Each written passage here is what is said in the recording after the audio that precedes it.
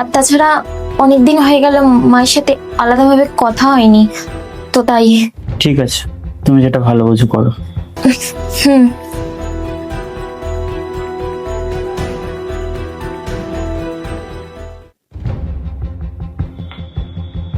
ও এসে গেছো?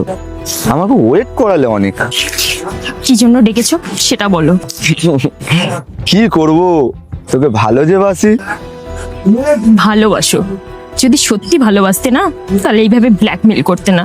আর তুমি ভালো করে জানো যে আমার এখন বিয়ে হয়ে গেছে, আমি এখন অন্য কারোর ওয়াইফ। তুই আমাকে ছাড়া ভালো আছিস, কিন্তু আমার জন্য কষ্ট হয় না?